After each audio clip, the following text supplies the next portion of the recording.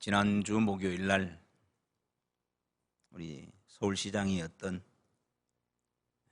박원순 씨가 스스로 목숨을 끊는 안타까운 일들이 있었습니다. 사람들은 이것을 보면서 이런저런 말들을 많이 하지요. 저는 이 모습을 보면서 우리 마지막 삶을 어떻게 살아야 할까 생각을 해보게 되었습니다. 물론 그동안도 말씀을 통해서 알고 깨닫고 느끼고 있는 것이지만은 한 나라의 그래도 지도자라고 하고 있는 그런 사람이 스스로 목숨을 끊는 모습을 보면서 이래도 되는 것일까 하는 생각을 해보게 된 거죠. 어차피 우리는 이 세상을 떠날 수밖에 없는 존재 아니겠습니까? 그런 점에서 볼 때 오늘 나의 마지막의 모습은 어떤 모습이 되어져야 할까 하는 것을 생각할 수밖에 없었다는 겁니다. 시장이라고 하는 그런 사람들의 가르치는 입장에서 앞에 선도해 갈 사람이 어찌 보면 참 안타까운, 어찌 보면 좀 못나게 보이는, 또 그를 바라보는 사람들이 어떤 사람은 그를 용감하다, 또 그런 사람은 위대하다고 얘기는 할 수 있겠습니다만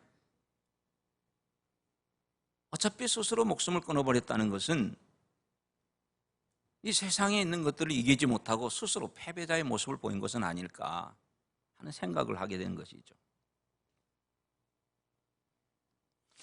여러분은 이 세상에 얼마나 살다 가면 좋겠습니까? 얼마만큼 살면은 만족할 만한 삶을 살다 가는 것이라고 생각합니까? 100년을 산다면 만족하시겠습니까? 500년을 살면 만족하시겠습니까? 아니, 내가 죽지 아니하고 계속 살아간다면 그게 좋겠습니까? 정확한 답은 없는 것 같아요. 어떤 사람은 짧은 세월을 가는 동안에도 만족할 만한 삶을 살아가는 사람이 있고 수십 년을 살면서도 늘 후회하며 살아가는 사람도 있거든요.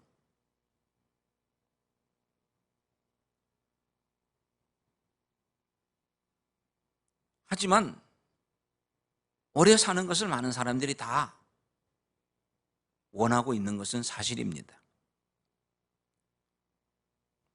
그래서 시대마다 나라들마다 어떻게 하면 오래 건강히 살 수 있을까 연구를 하고 노력을 하게 되는 거죠. 그래서 그런 연구 결과로 인하여서 이전보다는 지금은 좀 더 평균 수명이 좀 높아진 것은 사실입니다. 하지만 그래봤자 100년도 채 살지 못하는 그런 우리 인생 아니겠습니까?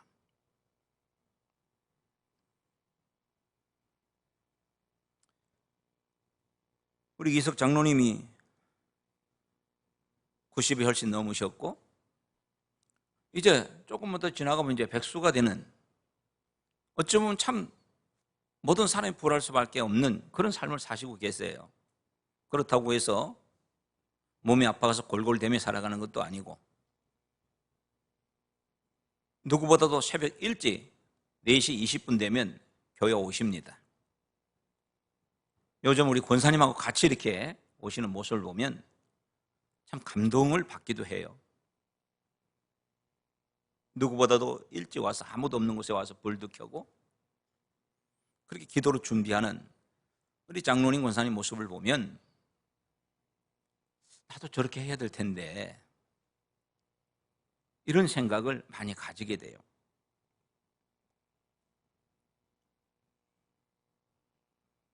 하지만 오래 산다고 해서 좋은 건 아니지 않습니까? 얼마나 오래 사느냐 이게 중요한 것 아니죠. 오래 사는 것도 좋지만은 그 오래 삶이 행복하고 기쁨이 넘치는 삶이 되어져야 한다는 거죠. 축복이 되어져야 하는 겁니다. 만약에 그게 축복이 아니고 그게 행복이 아니고 기쁨이 아니라면 오래 사는 것은 저주일 수밖에 없는 거예요. 그건 아픔이죠. 고통이죠. 우리가 살고 있는 이 땅의 모습은 즐거움보다는 슬픔이 더 많은 세상이고 어떤 평안함보다는 괴로움이 더 많은 세상이며 그래서 많은 사람들이 말끝마다 하는 이야기가 이놈의 세상, 이놈의 세상 그렇게 투덜대며 살아가고 있지 않습니까? 시편 90편의 말씀을 보면 우리 인생의 삶의 모습에 대해서 아주 적나라하게 말씀을 하고 있습니다. 그래서 장례식장에 가면 이 시편 90편의 말씀을 많이 인용을 해서 말씀을 전하는 그런 모습이 보여지는데요. 여기 보면 우리의 평생이 순식간에 다 했다. 밤의 한순간이다. 그렇게 우리 짧은 인생을 그리고 그 짧은 인생임에도 불구하고 그것이 덧없다는 사실을 적나라하게 보여주고 있습니다.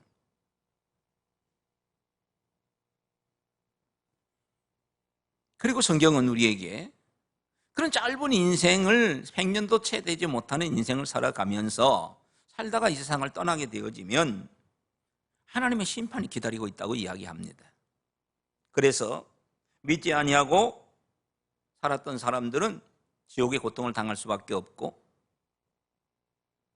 짧은 인생이지만 그런 가운데서도 예수 그리스도를 믿고 살아간 사람들에게는 아름다운 천국의 영원한 생명이 보장된다고 이야기를 하고 있는 거죠.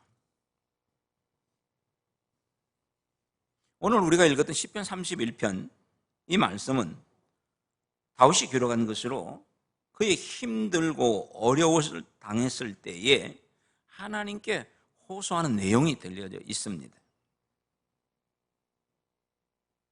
그 힘들고 어려운 상황 속에서 하나님께 호소하며 기도하는 이 다윗의 이 모습을 보면서 우리는 인생의 무상, 인생의 괴로움, 그런 인생의 덧없음을 보는 게 아니라 그런 가운데서도 참된 인생이 어떤 삶을 살아가야 하는 것인지 위대한 신앙이 어떤 것인가를 우리에게 보여주는 것이 이 시편의 말씀이에요.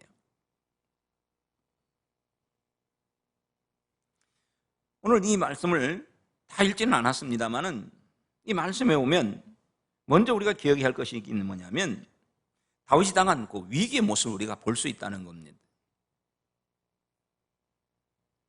다윗이 당한 위기가 어떤 것인가?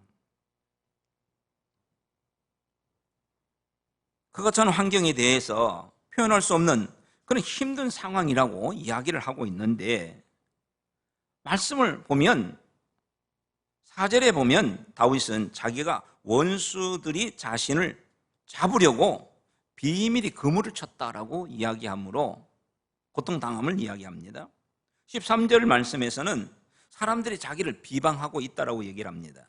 11절 말씀에서는 친구들과 이웃들마저도 자신을 놀리고 있다고 이야기를 합니다.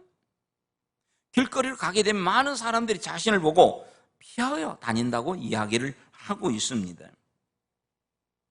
이러한 다윗의 고백을 보면 그의 삶이 얼마나 힘들었던가를 보여주고 있는 거죠. 여러분들 한번 생각해 보세요. 오늘 여기 나타나고 있는 자기를 잡으려고 비밀이 모여서 그물을 치고 있다? 친구들이, 이웃들이 자기를 놀리고 있다? 또한 자기를 비방하고 있다? 사람들이 자기를 피하고 다닌다? 여러분 여기 어느 한 가지만으로 해당된다면 우리 인생이 얼마나 슬픈지 모르겠어요. 여러분 지나가는데 누가 나를 보면서 힐끗 쳐다보고 저 멀리 피해 간다면 기분 나쁘죠. 제가 얼마 전에 언젠가 한 몇 달 됐죠. 한 2달 정도 됐나요?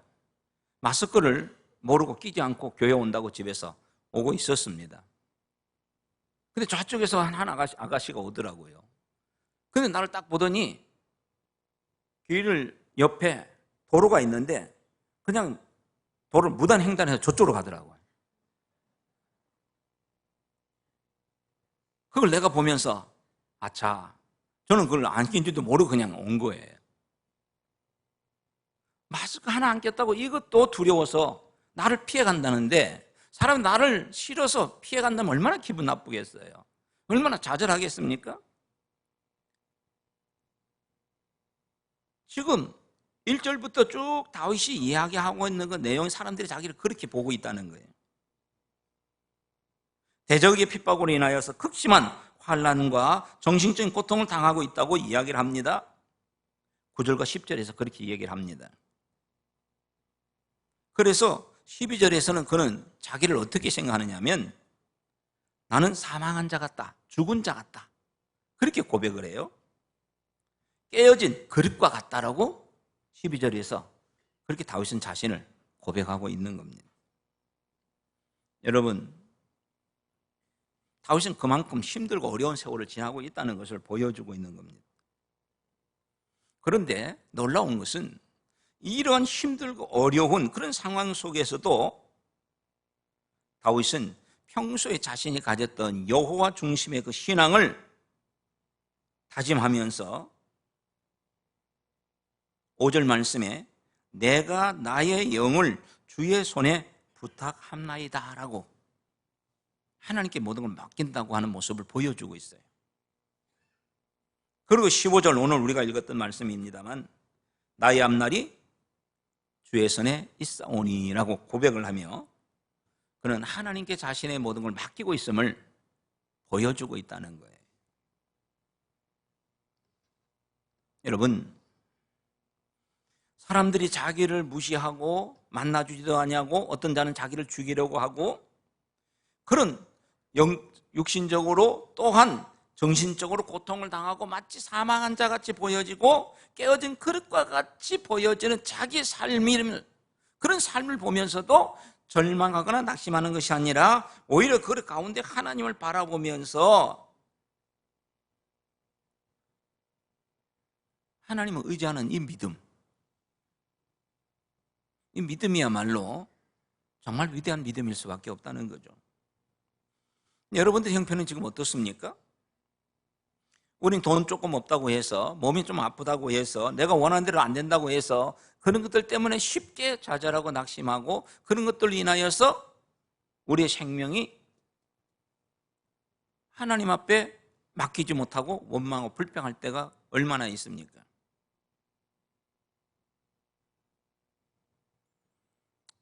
여러분, 박원순 씨가 그래도 한 나라를 그래도 많은 사람들에게 존경을 받고 있는 사람 아니었습니까? 그런데 왜 그렇게 허망하게 가는 겁니까? 물론 그의 정확한 이유는 아무도 몰라요. 이야기하지 않았으니까. 단지 지금 그로 인해서 나타나는 여러 가지 사건들과 여러 가지 일들을 보면서 아, 그래서 그랬겠구나 하고 우리가 생각은 해보지만은 아무리 그런다 할지라도 스스로 목숨을 끊어버려야만 할 만큼 그게 그렇게 중요한 일인가? 어쩌면 무책임한 그런 모습일 수밖에 없다는 거죠. 그럼에도 많은 사람들이 그를 울어보고 그 사람을 추모하고 이런 모습을 보면 오늘 우리가 사는 이 시대가 얼마나 악한 시대인지를 생각하지 않을 수가 없는 거예요. 사실 부끄러운 것 아니겠어요? 인생을 바르게 살다가 고통을 당하면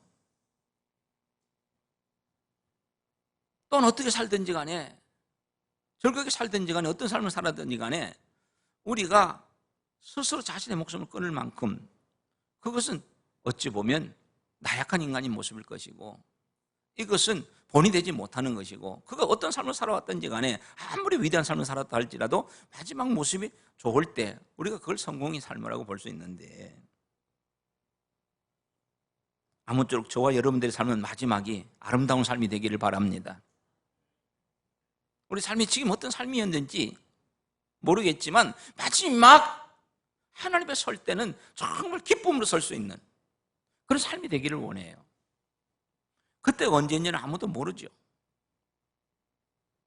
그렇기 때문에 우리는 매일매일 내 삶이 마지막이라는 생각을 가지고 살아갈 때 우리의 삶은 아름다운 삶으로 끝맺음을 가질 수 있다는 겁니다. 다윗은 힘들고 어려운 삶을 살았습니다. 그는 위대한 성군이었습니다. 그렇지만 그가 위대한 성군으로 살아가는 그런 과정 속에서 그는 어려움을 겪지 않은 것이 아니고 환난을 당하지 않은 것이 아니라 언제나 그런 아주 좋은 삶을 살았던 것이 아니라 고통스럽고 외롭고 힘들고 오늘 여기에 1절에서 오늘 말씀하고 있는 것처럼 그의 삶은 정말 힘들었던 삶이거든요. 그러면서도 불구하고 그가 그런 위대한 삶을 살아갈 수 있었다면 그것은 오직 그가 하나님을 향한 믿음을 가지고 있었기 때문이라는 거죠. 다윗의 마지막 모습, 지난주인가 그지난주인가 한번 말씀을 통해 읽어드렸습니다마는 늙도록 부하고 존귀하다가 죽었다. 여러분, 이것이 우리의 마지막이 되기를 원합니다. 이 땅에서 늙도록 장수하다가 하나님이 내게 생명 주시는 그때까지, 그 순간까지 우리 삶을 살아가는 거예요. 그리고 이 땅 위에서도 하나님의 거룩한 뜻을 이루기 위해서 다윗이 마지막 모습까지 성전을 짓기 위해서 그 모든 것을 투자하는 그 아름다운 모습처럼 우리 마지막 그 순간까지 정말 하나님을 위해서 모든 걸 투자할 수 있는 이런 삶, 이게 정말 아름다운 삶이 아닐까 이런 생각을 해보는 거죠. 그것은 내 삶이 언제나 부요하고 건강하고 그리고 내 삶이 언제나 평탄하기 때문에 이루어지는 것이 아니라 오늘 이 다윗과 같이 힘들고 어려운 그런 상황 속에서도 마지막의 모습이 잘 될 수 있다는 것을 우리에게 보여주고 있다는 거예요. 그래서 우리가 절망하지 말고 낙심하지 말고 우리가 하나님 의지하며 나가야 됩니다. 그런 하나님 의지하며 나아갈 수 있는 그 비결 중에 하나가 오늘 여기 다윗이 고백했던 말처럼 15절에 있는 그 말씀처럼 나의 앞날이 주의 손에 있기 때문이라는 것입니다.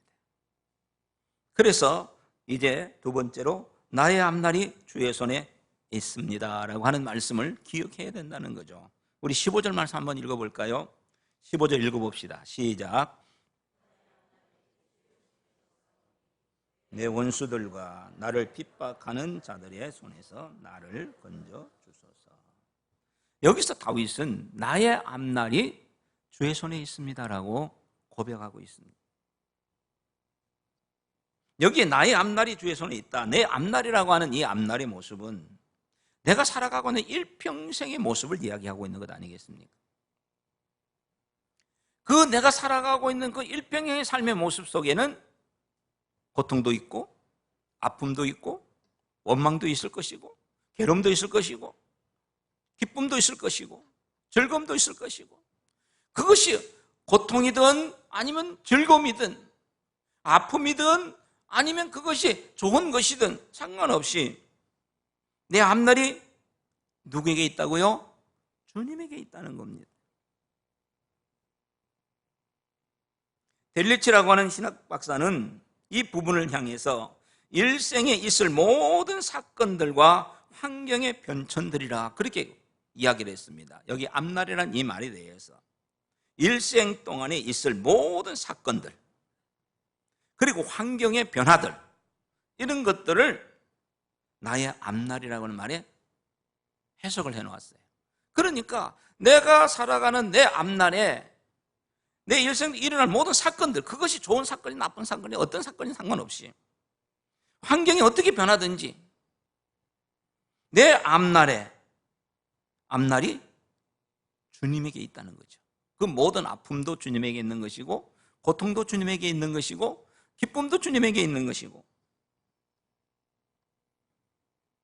그렇기 때문에 우리가 그 결과가 어떤 결과로 나타나든지 간에 그 앞날에 어떤 상황이 벌어지든지 간에 자포자기하거나 아니면 그것 때문에 내게 교만하거나 하는 것이 아니라 하나님 손에 있으니 하나님이 책임질 것이다. 하나님께서 인도해 줄 것이다 하는 믿음을 가지고 살아가게 되어진다는 겁니다. 여러분에게 이 믿음 계십니까? 이 믿음이 있어요? 하나님이 내 앞날을 붙들고 가신다는 이 사실 앞에는 기쁨도 슬픔도 아픔도 괴로움도 다 하나님께서 책임져 주신다는 것을 이야기하고 있다는 거예요.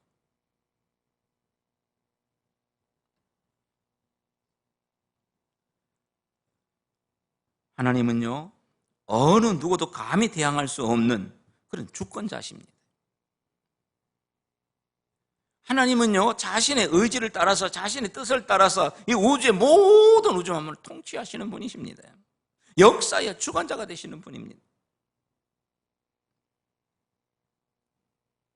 우리의 앞날이 주님의 손에 있는 것처럼 인간사 모든 것들은 하나님에게 달려있다는 것입니다. 그런 점에서 우리가 여기서 깨달을 것은 우연이라고 하는 것은 없다는 것을 알아야 됩니다. 우연은 없다. 왜? 하나님의 손에 있는 것이기 때문에.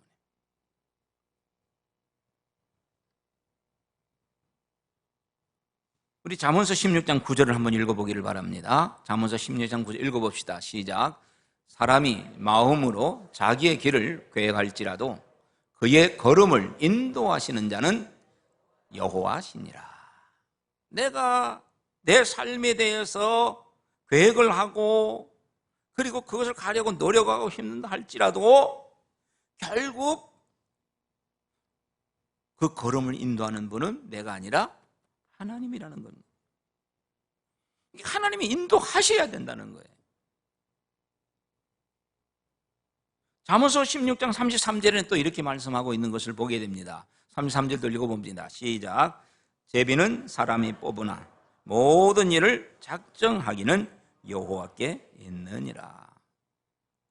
사람이 제비를 뽑는다는 것은 내가 뽑고 싶은 대로 뽑는 거예요. 이걸 뽑든 저걸 뽑든 간에. 그런데 결정은 누가 하는 거예요? 하나님이 하신다라고 얘기하는 겁니다.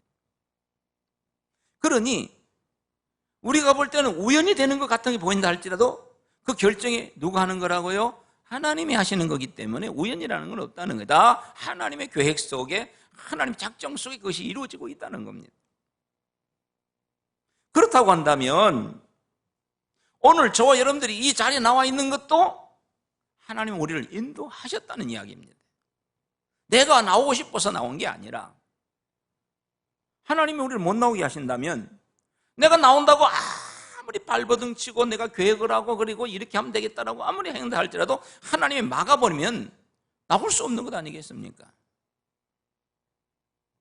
그런 점에서 오늘 내가 이 저녁에 이 밤에도 주 앞에 나왔다는 것은 기뻐하는 하나님이 우리를 인도하셨다는 이 사실을 믿으시기 바랍니다.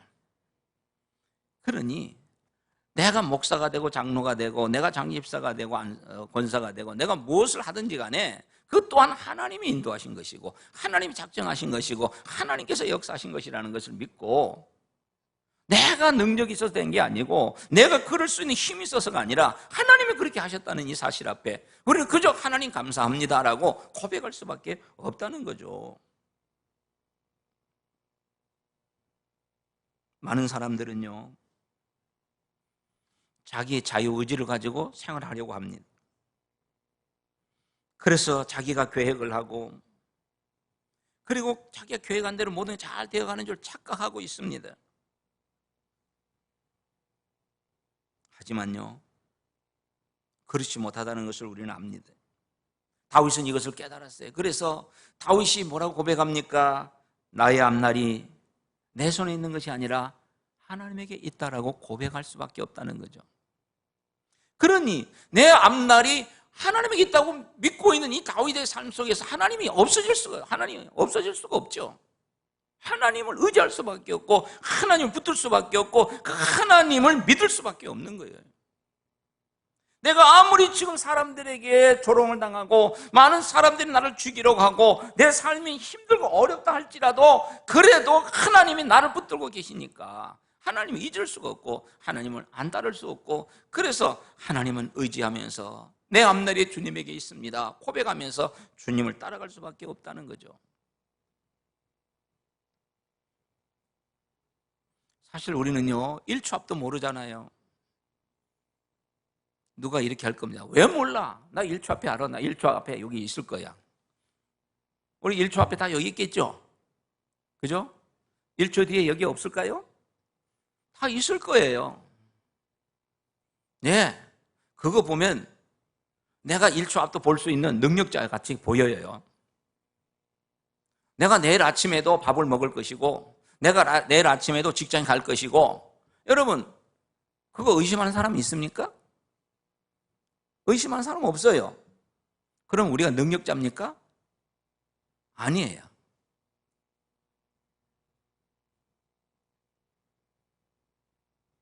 내가 몇 년이 있든 간에 몇 년 뒤에 나 뭐 할 것이다. 여러분, 내가 그렇게 생각하지만 하나님이 나를 1초 앞에도 나를 이 자리에 있게 하시니까 내가 있는 거죠. 그죠? 내일까지도 하나님 나를 붙들고 계시니까 내일도 우리는 맞이할 수 있는 거죠. 내가 능력이 있어서 그게 아니라 하나님이 나를 그렇게 만들어 주시기 때문에 그런 거예요. 여러분, 우리 인간의 미래는요, 불투명한 거예요. 삶과 죽음, 환난과 평안, 건강과 질병, 기쁨과 슬픔, 이 모든 것들, 내 앞에 어떤 일이 닥칠지 모르지만 이런 것들이 일어나는 이 모든 관석 속에서는 하나님께서 인도하고 있다는 것을 우리가 알아야 된다는 겁니다. 그런 점에서 우리의 삶 속에 하나님을 잊어버리면 안 됩니다. 언제나 하나님을 앞세우고 나가야 됩니다. 하나님을 따라가야 됩니다. 코로나19 무서워서 하나님도 잊어버리는 어리석은 자가 돼서는 안 됩니다.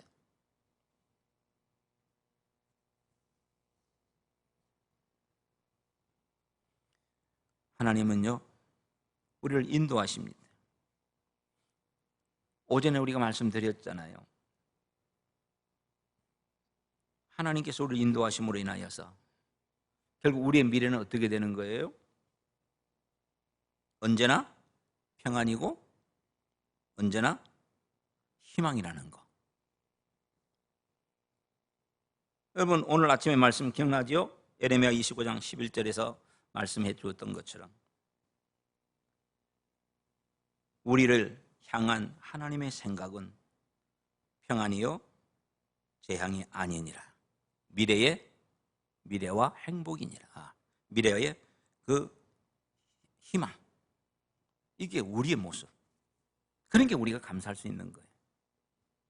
하루 앞일을 모르지만 1초 앞에 어디 될지도 모르지만은 하나님이 우리에 대한 생각이, 우리를 인도하시는 모든 걸 주관하는 하나님이 우리에 대한 생각이 언제나 평안이고 그리고 미래와 희망이니까, 그러니까 우리가 감사할 수 있는 거죠.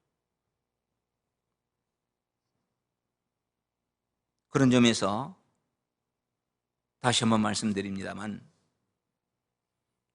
우리에게는 축복된 미래가 주어져 있다는 사실을 믿으시기 바랍니다.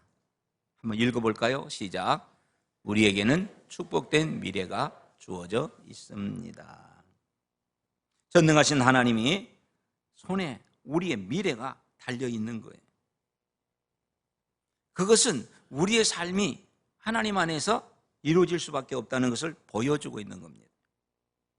그리고 하나님 손에 있다는 것은, 하나님 우리를 이끌어 간다는 것은 결국 우리의 삶 속에는 앞에는 언제나 행복과 그리고 복이 주어지고 있다는 것을 이야기하고 있는 겁니다. 왜요? 하나님 우리에게 복을 주시는 분이잖아요. 여러분, 우리 창세기를 다 읽어봅니다. 성경을 읽다 그만두는 사람도 창세기 1장은 잘 읽어요. 몇 번 읽었을 겁니다. 마태복음 1장은 못 읽고 2장부터 나가는 사람도 있겠지만 족보 때문에. 그런데 창세기 1장 28절에 이런 말씀이 있잖아요. 읽어볼까요? 시작. 하나님이 그들에게 복을 주시며 하나님이 그들에게 이르시되 생육하고 번성하여 땅에 충만하라. 땅을 정복하라. 바다의 물고기와 하늘의 새와 땅에 움직이는 모든 생물을 다스리라 하시니라. 하나님께서 그들 누굽니까? 하나님 만드신 아담과 하와죠. 아담과 하와에게 복을 주셨다.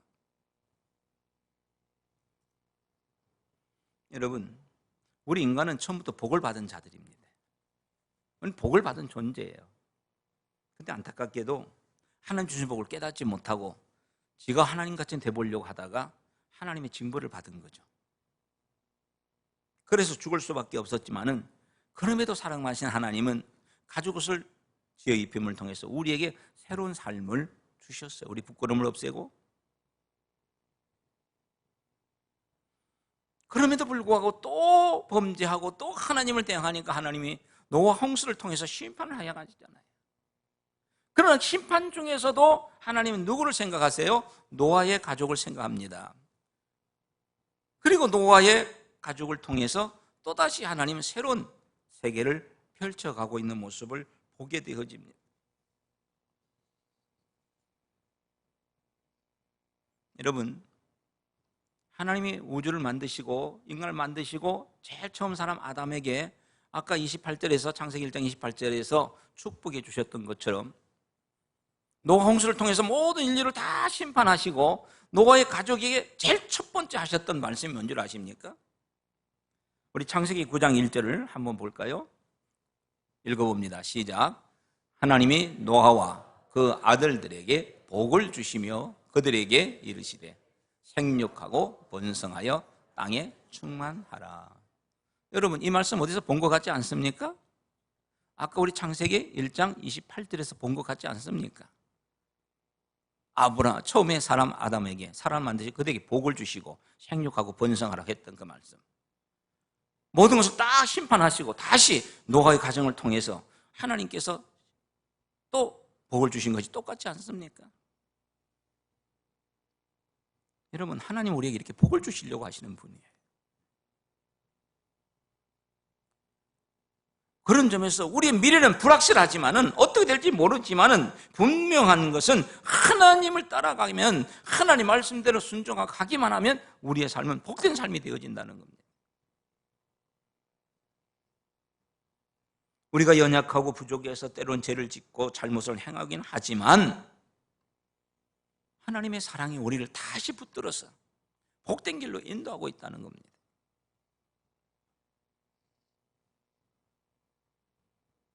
하나님은 죄 많은 우리를 자녀로 삼아 주셨습니다. 그리고 영원히 우리를 지켜주시고 인도하셔서 언약의 백성으로 삼으시고 우리를 하늘나라 가기까지 붙들어 주십니다. 아브람과 이삭과 야곱을 통해서 체결해 주셨던 그 언약의 말씀대로 하나님은 그 약속을 하나도 파기하지 아니하고 지금까지 하나님은 그 약속대로 우리를 이끌어가고 계시는 거예요. 사람은 그것을 파기하고 그것을 모른 척하겠지만은 하나님은 한 번 약속은 결코 없애지 아니하고 그 약속을 따라 지금까지 아브라함부터 지금까지 그 약속을 따라서 오늘 저와 여러분들을 영원한 천국의 그 기쁨의 자리로 인도해 가고 있다는 겁니다. 그렇다고 볼 때 우리의 미래는 암울한 미래가 될 것입니까? 아니잖아요. 우리의 미래는 언제나 행복이고 우리의 미래는 언제나 기쁨이고 언제나 우리의 미래는 감사밖에 없다는 이야기입니다. 그런 점에서 우리 늘 기뻐하며 사시기 바랍니다. 즐겁게 사시기 바랍니다.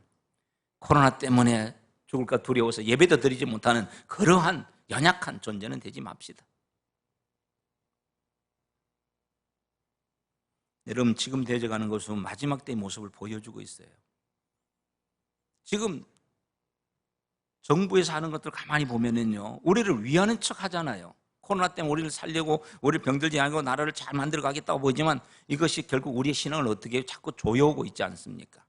예배도 드리지 못하게 하고 예배 드리면 벌금 내게 하고 그래도 한번 잡아 가두기도 하고. 그러니까 우리는 이런 사탄의 흉계도 모르고 나기도 모르게 지금 자꾸 빨려 들어가고 있는 거예요.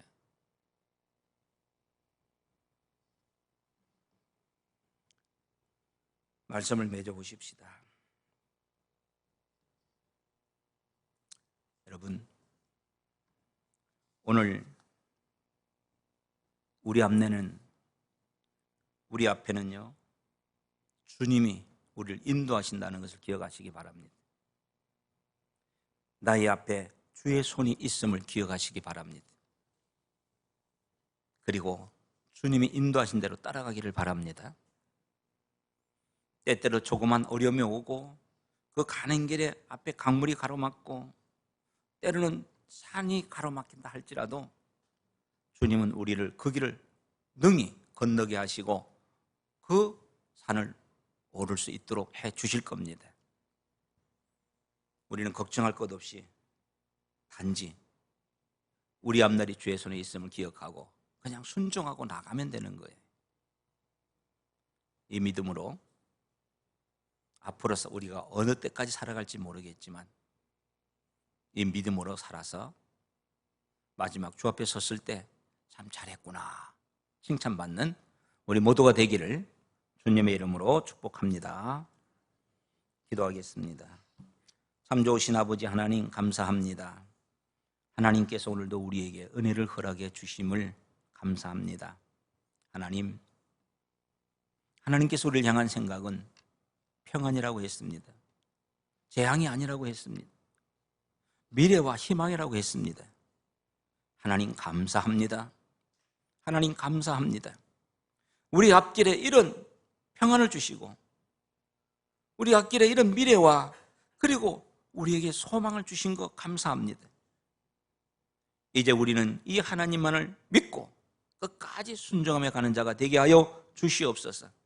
사탄이 우리 앞길을 가로막는다 할지라도 이런저런 이유로 우리의 신앙을 해치려고 한다 할지라도 이 말씀 꼭 부여잡고 주님 가는 그날까지 주 앞에 서는 그날까지 주님을 의지하고 믿고 따라가는 믿음의 용장들이 되게 하여 주시옵소서. 예수님의 이름으로 기도하옵나이다.